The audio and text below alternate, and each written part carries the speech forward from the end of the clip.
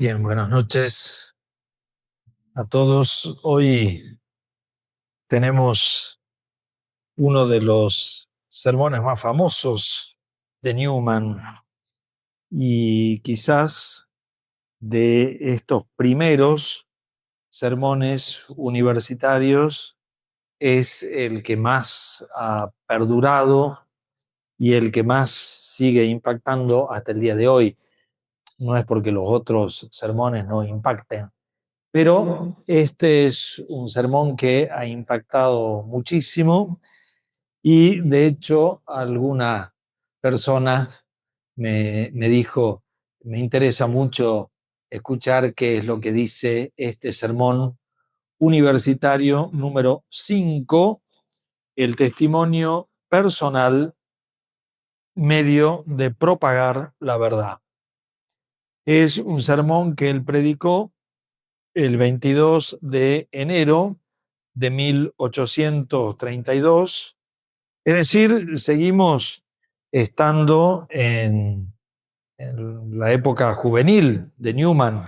Tenía 31 años al predicar este sermón. Habíamos visto que el primer sermón, que lo comentamos, era del año 1826, el segundo de 1830. Ahí salteamos dos sermones del año 1831 y pasamos directamente a este del año 1832. Ha sido un año en el que Newman predicó muchos sermones universitarios. De hecho, son cinco sermones que él predicó en ese año. Es decir, su fama en la universidad se iba agigantando y bueno, como suele pasar, lo que se agiganta después se achica, porque así fue. Eh, Newman tuvo que salir prácticamente echado, expulsado de la universidad. Pero en esta época se estaba recién conociendo el pensamiento de Newman, que después cuando se lo conoció un poco más, ya comenzó a despertar sospechas, sobre todo de inclinación al catolicismo, lo cual era absolutamente verdad. Y de hecho, en el año 1845 se convirtió. Quiero recordar un poco el tema de estos sermones. Recuerden que la inquietud de Newman siempre es cómo se produce el acto de fe. Es un tema que a él lo inquietó la vida entera. Y si bien ha dado muchas respuestas sobre eso, no terminaban de convencerles. Recuerden lo que dije en las primeras reuniones. Él se preguntaba, ¿por qué ante los mismos estímulos una persona cree y la otra no? ¿Por qué ante las mismas palabras, ante los mismos hechos, ante las mismas circunstancias, ante los mismos estímulos, una persona se siente inclinada hacia la fe y la otra se siente inclinada hacia la increencia?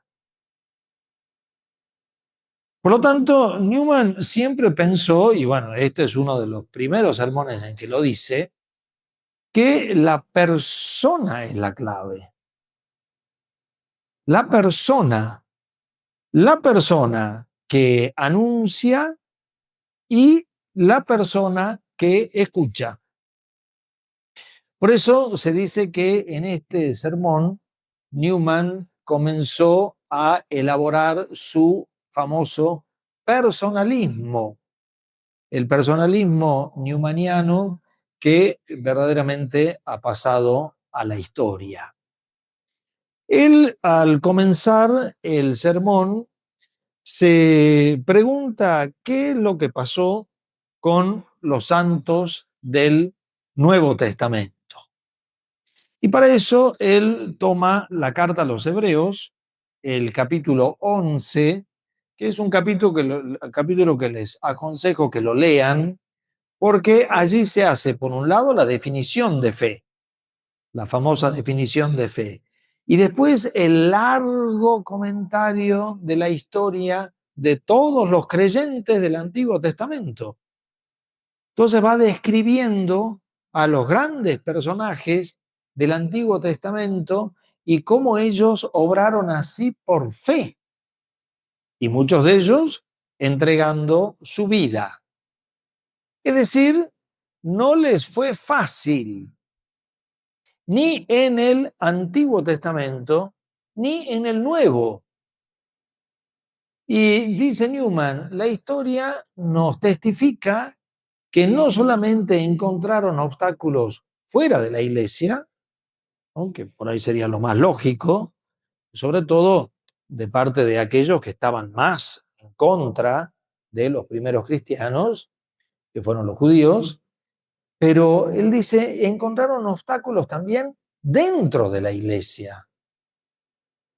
Es decir, para el creyente y el testigo de Cristo, la situación nunca se le planteó fácil. Nunca fue una misión tranquila, suave. Por eso dice Newman que lo que llevó a el triunfo del cristianismo, porque eso él lo ve, ¿no? O sea, finalmente el cristianismo se instauró. Dice, bueno, ¿qué es lo que llevó a que el cristianismo se instaurara? Y él dice, fue la fuerza secreta de la verdad. ¿Sí? La verdad encarnada en esos testigos es lo que hizo triunfar después el cristianismo.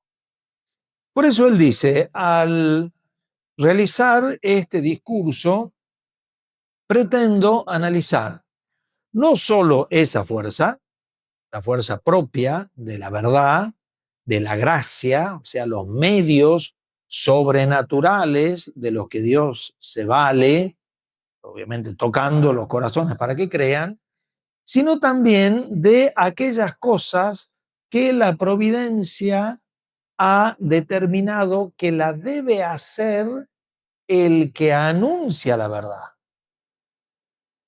Como diciendo, hay algo que Dios lo hará. Bien, eso está en las manos de Dios.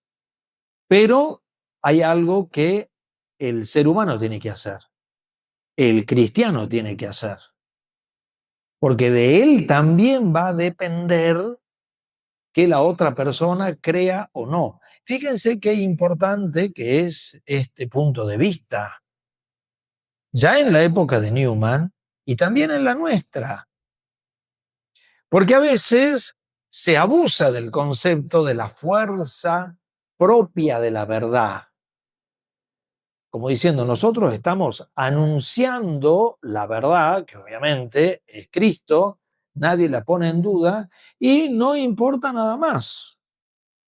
O sea, a mí no me compromete ese anuncio. Y Newman acá dice, sí, absolutamente, absolutamente, porque el testimonio personal es un medio eficaz de propagar la verdad. Por eso dice Newman, ¿cómo se explica el vigor del Evangelio en el mundo? Y lo primero que dice es, no se explica por la existencia de la Iglesia como entidad. Con esto, Newman tomó gran distancia de los apologistas de su tiempo, sobre todo en campo católico, pero en campo anglicano también, de que la Iglesia como institución era una prueba de la veracidad del mensaje. Esto después se lo dijo incluso expresamente. En el Concilio Vaticano I se elaboraron lo que se llaman los motivos de credibilidad, es decir, cuestiones humanas que le dan motivo a la persona para que crea. Por supuesto, la fe es una gracia, pero al ver ese planteo institucional de esta institución tan gloriosa, la persona quitaría de su interior los obstáculos para creer. Y ahí aparecen las cuatro notas de la iglesia. En la iglesia como una, la iglesia como santa, la iglesia como católica y la iglesia como apostólica. Bien, Newman ya se adelantó a decir en su tiempo que eso difícilmente convencía a alguien. Nosotros hoy más bien diríamos lo contrario, o sea, sí, sabemos que la iglesia es una institución, una santa, católica y apostólica, pero bueno, creo que nosotros la hemos manchado bastante. Entonces dice, no se explica por la iglesia como entidad. Se pregunta, ¿se explica por la reflexión humana inteligente? Acá Newman también toma distancia con el famoso tema de los milagros. En la época de Newman había varios autores que eran más bien racionalistas, no eran muy cristianos, que digamos, y sostenían que la razón, al ver un milagro, se conmovía, por decir así, al ver algo sobrenatural que no responde al orden ordinario de las cosas y que la razón analiza el milagro y entonces dice, ah, voy a creer porque acá hay un hecho que merece la pena ser creído. Newman se aleja totalmente de ese argumento, que me encantaría hablarles de eso, pero bueno, no se puede, tengo que ir a otro tema. Porque él dice, el milagro no convence a nadie. Primero, si yo sostengo que el milagro es lo que hace decirle a la razón que debe creer, entonces dice Newman, primero está la razón y después la fe. Y eso no puede ser así. Primero tiene que estar la fe y después tiene que estar la razón.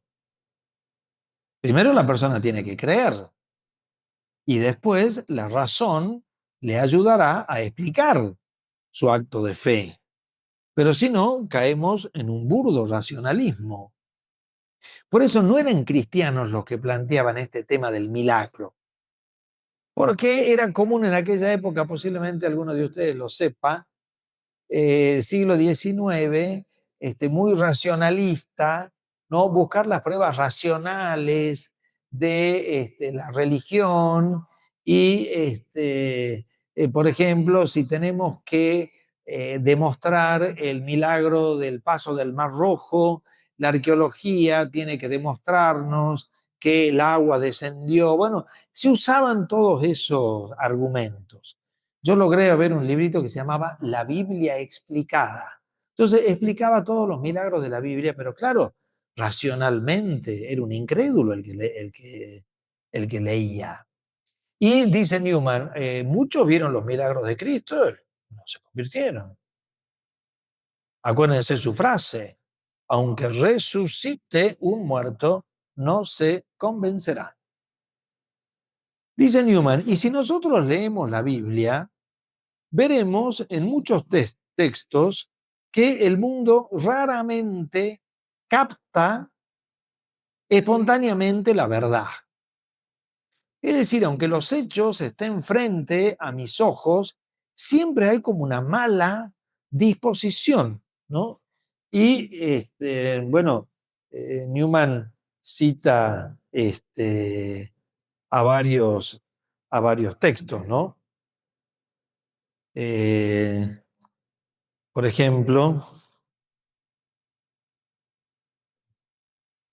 dice, el hombre mundano no capta las cosas del Espíritu de Dios, en 1 Corintios. En Juan, la luz brilla en las tinieblas y las tinieblas no la comprendieron. en Mateo, al que tiene se le dará. En Mateo también, la sabiduría se justifica por sus hijos. Entonces ahí Newman dice, ¿qué es lo que ha llevado a que el cristianismo se instaure en el mundo? Y ahí Newman es tajante y dice, por la calidad moral del testigo. Es decir, de las 4 notas de la iglesia, Newman se queda con la de la santidad. Y dice que esa santidad es irrefutable, supera todas las pruebas. Newman dice, ¿cómo podemos explicar este tema de la influencia personal? ¿No? Un tema que a Newman le impactaba. Una persona, por el solo hecho de estar ahí, influye y es como una bomba atómica ahí, por el solo hecho de estar. Bueno, pero ahora les voy a explicar un poquito cómo describe él a esa persona, ¿no? Porque uno escucha la descripción y dice, qué lejos estamos de eso. Y sin embargo, deberíamos estar en esa situación. ¿Mm? Dice, el testimonio personal, dice, es la entidad o el carácter moral de una persona particular. Dice, veamos quién es este testigo personal. Él le llama el maestro de la verdad. Él no nos dice a nosotros que sea Jesucristo, pero obviamente está haciendo la descripción de Cristo, porque él imagina una persona que desde el momento de su nacimiento, fíjense, desde el momento de su nacimiento, desde el momento en que ha tomado uso de razón, no se ha apartado nunca del camino de Dios. Y aquí Newman avanza uno de sus principios que después le explicará a lo largo de toda su vida, y quizás alguno de ustedes ha hecho el curso cuando vimos el tema de la conciencia. No sé si alguno de ustedes estaba. Ustedes sí. Bueno, en YouTube lo tienen a todo ese curso. Un año entero hemos hablado de este tema. Porque Newman es uno de los maestros del tema de la conciencia. Él dice que cuando la persona adquiere el uso de razón, inmediatamente se le manifiesta una voz interior que le dice qué es lo que debe hacer y qué es lo que no debe hacer. Una voz interior que lo absuelve y lo condena. Más propiamente, dice Newman, lo condena. Una voz que no es propia porque el ser humano no la puede manejar, no la puede callar. Esa es una de las características de la voz de la conciencia. Y además, dice Newman, es una voz que lo remite inmediatamente hacia Dios. Por eso Newman dice que la conciencia es religiosa antes que moral. Bueno, ustedes saben que esto que estamos diciendo, la Iglesia en algunos casos lo ha canonizado, porque tenemos santos niños. Y ahora parece que hay uno, no pude ver la noticia. Es de esta altura el petizo. Dice, hay un santo de la generación Z y sale este, no saben lo que es divino, el chiquito, pero no pude ver la noticia. Bueno, Francisco debe haber sido un poquito más, no mucho más, ¿no? Es decir, que esto existe. No son elucubraciones de Newman. Y la iglesia canonizaba a muchos santos que no han perdido nunca la gracia bautismal. Es decir, que no han pecado mortalmente nunca. O sea, no está, como dicen hoy los jóvenes, flashando Newman. Por supuesto, el ejemplo más claro es Cristo, que decía que crecía en edad, en sabiduría y en gracia. Pero él dice, no, bueno, no lo dice, pero nos lo está diciendo de alguna manera, no es solo Cristo, es también este testigo que está allí. Es una persona que no menosprecia ningún detalle, dice Newman. Es decir, una persona que no se toma la vida cristiana a la ligera. Para él, cada detalle es fundamental, porque en el detalle concreto se juega su fidelidad a Dios o no. Por eso no es una persona distraída, no es una persona aveloriada, atropelladora. No, todo lo contrario. Podríamos poner como ejemplo acá a Santa Teresita.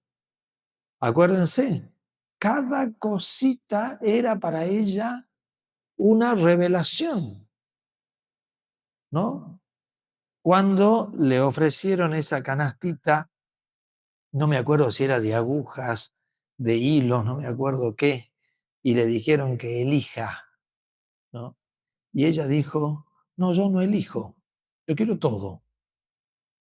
Y ahí uno de sus biógrafos hace la descripción de qué significaba que ella quería todo, ¿no? O sea, quiero todas las gracias de Dios, todas, no quiero algunas, ¿no?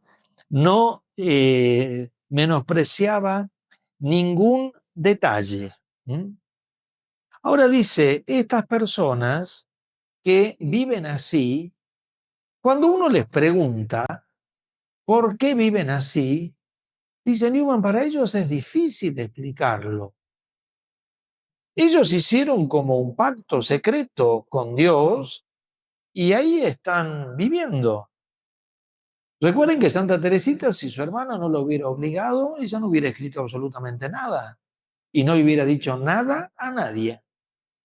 Porque el santo no le tiene que estar explicando a nadie que es santo y por qué hace sus cosas. Eso es íntimo, interior. Y además no tiene la capacidad, dice Newman, de poder expresarla. Dice, no hay un lenguaje para explicar este modo de vida. Quizás les ha pasado a ustedes o han escuchado a alguien, cuando una persona se convierte, ¿cómo lo explica? Todo testimonio desfigura prácticamente el hecho y no se puede. Por eso la gente más profunda, hoy le encanta a todo el mundo dar testimonio porque le encanta a todo el mundo hablar de sí mismo. Disculpen, ¿no? Que diga esto, pero esa es la pura verdad. Pero cuando usted se lo toma en serio, ¿qué va a ir a dar usted testimonio? ¿Testimonio de qué? Si no lo puedo ni explicar. No sé ni yo qué es lo que me pasó a mí. Es como que expliquen el momento de la comunión, como decía recién en la misa. ¿Cómo se explica eso? Se puede explicar. Un misterio. Y el santo no tiene la forma de explicarlo. ¿Mm? Por eso se pregunta Newman, ¿y cómo juzgarían los hombres mundanos al maestro de la verdad? Vuelvo a repetir, puede ser Cristo o el discípulo de Cristo. Y dice, el mundo lo vería como que está fuera de la historia, como que está fuera del lugar. ¿Qué hace este? Cuando uno lo veía a Francisquito Marto rezando el rosario mañana, tarde y noche, porque la Virgen le había dicho que si quería ir al cielo tenía que rezar muchos rosarios, y todos los chiquitos corriendo, todo, ¿qué le hubieran dicho? Está loco. ¿Mm? Dice, por eso la persona, frente, digamos, a esa presión externa, tiene que reducirse a sus propios recursos personales, mayores o menores. Esto es una cosa que Newman ha repetido mucho. Las personas tienen que acostumbrarse a vivir en su corazón, decía Newman.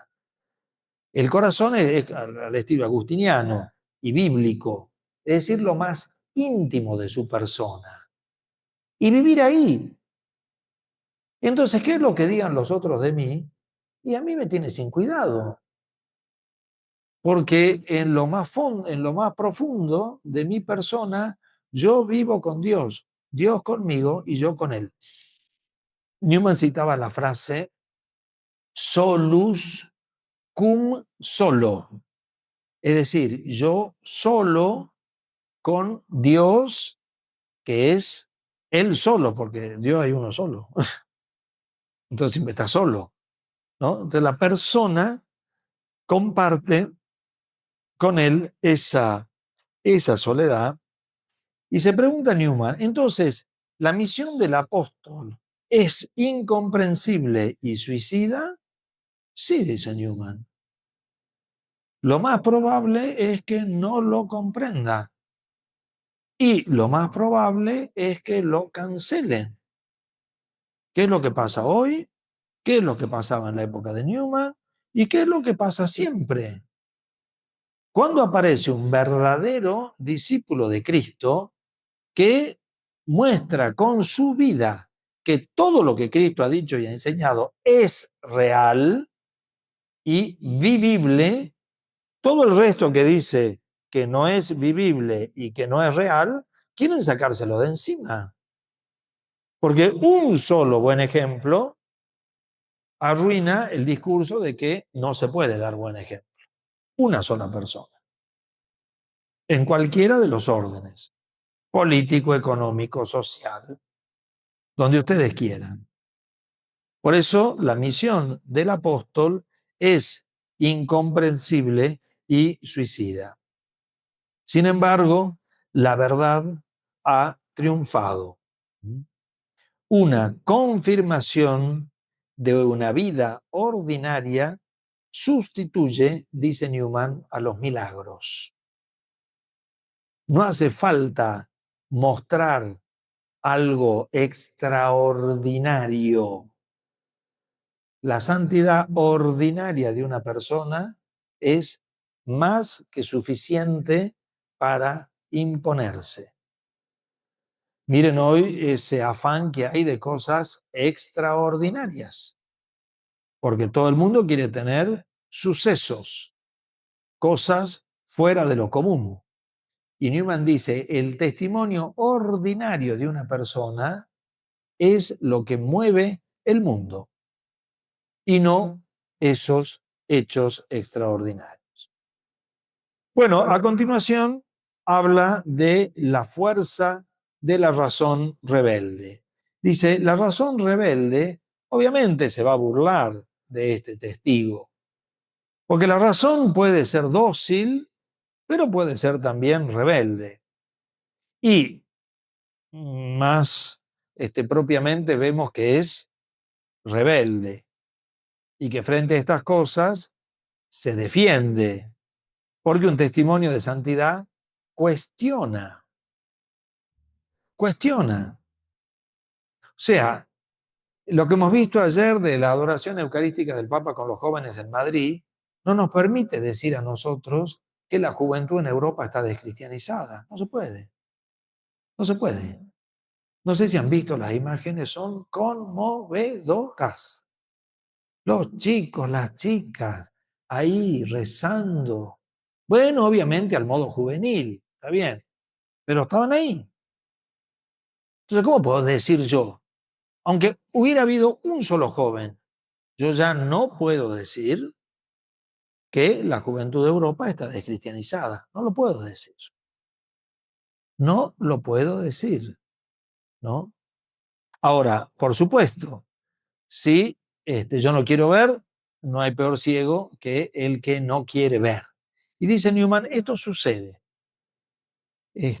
Por eso se levantan contra el sistema que reconoce a la verdad, es decir, la iglesia. Newman ya veía en aquel momento la crítica a la iglesia como institución Y fíjense eso cómo se ha acrecentado hasta el día de hoy. Hablar de iglesia es hablar de corrupción, bueno, etcétera, etcétera. Newman ya lo veía eso. La razón rebelde se levanta contra el sistema y dice, le basta cuestionar para creerse vencedora. Miren, esas son las discusiones que tenemos nosotros. Por eso Newman era enemigo de la controversia. Él solamente usó la controversia de la pluma, escribiendo libros en defensa de ciertos temas, pero la controversia personal él la evitaba, porque sabía que era falsa. Él dice, la razón rebelde le basta cuestionar para creerse vencedora. ¿Vieron esas personas que nos presentan preguntas? Cuando uno está empezando a contestar la primera, ya saltan a una segunda. Cuando uno quiere contestar la segunda, saltan a una tercera, y después una cuarta. Y vos decís, pero ¿qué quieres? ¿Que te hable o no te hable? ¿Que te conteste o no? Porque no les interesa. No tienen interés por conocer la verdad. Por eso es el cuestionamiento por el cuestionamiento mismo. Después dice Newman, además, si vamos a hablar sobre temas religiosos, ese tema merece respeto. ¿Cómo puedo tocarlo como si estuviéramos hablando, no sé, de la venta de vino o de la venta de alfajores o de la venta de nafta? Esos son temas indiferentes que no requieren ningún respeto. Pero dice, la razón rebelde se levanta contra los temas sagrados sin ningún problema y sin ninguna reverencia. Dice que tiene un método mucho más claro y preciso. Levantan razonamientos que parecerían ser fáciles, pero claro, cuando uno quiere explicar un poco el misterio, y no podemos. Y la persona que pierde la discusión se cree que la ha perdido la discusión, cuando en realidad quizás la ganó,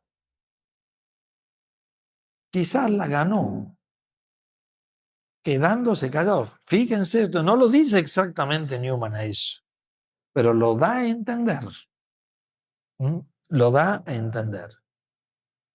Dice, pueden presentar también en su vida imitaciones de la virtud. Y dice Newman, nada es tan fácil como ser religiosos sobre el papel. Es decir, explicar cómo tiene que ser un hombre religioso. Bueno, que lo sea, a ver si le sale. ¿Mm? Sus productos, dice, abstractos, pueden multiplicarse al infinito. Porque, dice, claro, mantienen dos posturas distintas. El maestro de la verdad está en lo concreto, en su vida cotidiana de cada día. En cambio, el otro le hace los cuestionamientos abstractos de sus pensamientos, pero no están al mismo nivel. Uno está en lo abstracto y otro está en lo concreto. Y dice, justamente por ser un planteo impersonal, es irresponsable. Dice, y el anonimato es la característica del que cuestiona al santo. ¿Mm? Porque no lo llama por teléfono, no le pide que nos juntemos a hablar. Lo denosta en una revista, por ejemplo, como se hacía en la época de Newman. Así lo denostaron a él, así lo atacaron a él. Y él nunca pudo lograr un encuentro con sus opositores, porque, claro, el contacto personal impide lanzar una catarata de eh, insultos. Porque dice, es impersonal ese planteo. Y por lo tanto, no debe eh, preocuparnos. Bueno, J. Newman termina el sermón diciendo, bueno, después de lo visto, Insisto en la pregunta, ¿cómo ha triunfado la verdad? Y la verdad ha triunfado por el testimonio personal, la influencia personal de quienes testificaron. Fueron a la vez maestros y modelos. Maestros y modelos. Más modelos que maestros, porque no tenían mucho el don de la palabra, pero sí tenían su vida. ¿Mm? Y dice, esto provocó un sentimiento especial que nadie había experimentado nunca, dice Newman. Porque claro, no había santos en este mundo.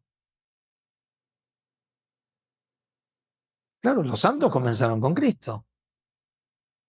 Entonces dice que eso produjo un shock, ¿no? Como diciendo, ¿y este ser de dónde salió? Bondadoso, amable, indulgente, caritativo, creyente, bueno, no se pongan todas las características del cristianismo que hoy son tan atacadas, ¿no? Hoy son tan atacadas. Pero ahí está la clave del cristianismo, esa es la clave de Cristo. Así fue Él. Así como Él fascinó a tantos que vieron eso y dijeron, ¿qué es esto? Cuando apareció Cristo, nunca había aparecido un ser humano así sobre la tierra. Y bueno, y el discípulo de Cristo lo mismo, salvando un poquito las distancias, por supuesto, pero ahí estaba. ¿Mm?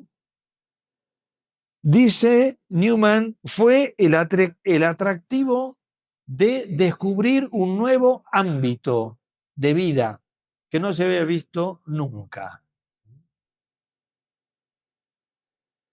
Aparecía la persona cumpliendo esa acción concreta según las medidas del Evangelio y que no se apartaba de ellas bajo ningún aspecto.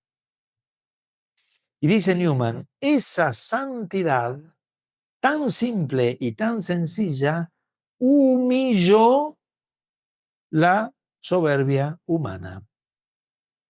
Dice que ellos vieron en ese ser ínfimo, quizás una pobre viejita o un niño, un ser superior a ellos. Quizás era el poderoso de este mundo y vieron ahí un ser superior a ellos. Por eso esas personas perseveraban en esa actitud y la constancia en ellos chocaba contra el mundo inestable que estaba alrededor de ellos. Y por eso tantas personas en la aflicción recurrieron a estos maestros de la verdad. Miren, este es otro de los grandes temas que Newman ha tratado, que el mundo se mantiene en pie hasta el día de hoy, ¿no? Gracias a los cristianos. Si no estuvieran los cristianos en el mundo, este mundo ya hubiera desaparecido. Se hubieran comido unos con otros. Y la iglesia con sus maestros llegó a esos lugares donde se comían unos con otros y les enseñó a que no se coman unos con otros. Y dejaron de comerse uno al otro, en sentido literal y en sentido espiritual. Ese fue, digamos, el gran logro del cristianismo hasta el día de hoy. Y así, esa vida, los discípulos después la transmitieron a la generación siguiente, sus hijos, su familia, y eso durará hasta el final de los tiempos. Esa llama de santidad encendida por Cristo durará hasta el final de los tiempos. Y es más, cuando lleguen los últimos tiempos, esto será mucho más intenso, mucho. Y al que le interesa el tema, les recomiendo la lectura del Tratado de la Verdadera Devoción de San Luis María Griñón de Montfort, cuando habla de cómo serán los apóstoles de los últimos tiempos. Santos gigantescos, como fueron los primeros. En el medio, bueno, estamos nosotros. Y por eso el mundo está así. ¿Cómo lo podemos aplicar? Dice Newman, no nos amarguemos por la maldad de la época que nos toca vivir. Siempre ha sido así y siempre será. Cristo nunca reinará visiblemente en esta tierra. Siempre tendrá sus opositores, siempre tendrá a aquellos que lo quieren sacar, como está sucediendo hoy en día con las guerras que están en curso.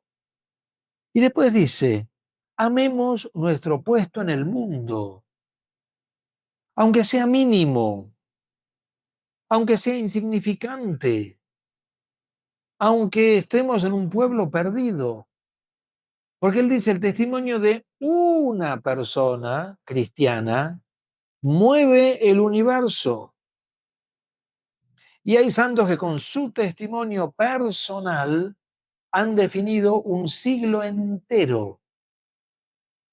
Por eso dice Newman, no nos quejemos de nuestra época, no nos quejemos de nuestro lugar, el lugar donde nos puso la providencia, porque ahí podemos llevar a cabo una obra gigantesca. ¿Cómo? Siendo, viviendo cristianamente, no claudicando en nada. Por más que estemos en el lugar más apartado de la tierra, ese será fermento en la masa, hasta que la fecunde totalmente entera. Por eso dice, esto nos llama a tener una profunda esperanza definitiva. Y les leo una frase final porque este sermón es hermosísimo. Si lo pueden leer, y yo les prometí mandarles los textos que todavía no los mandé, pero ya los voy a mandar, porque realmente vale la pena. Dice además, estas consideraciones nos llevan a sentirnos conformes con la suerte más humilde y más oscura, pues nos muestran que en ella podemos ser los instrumentos de un bien muy grande.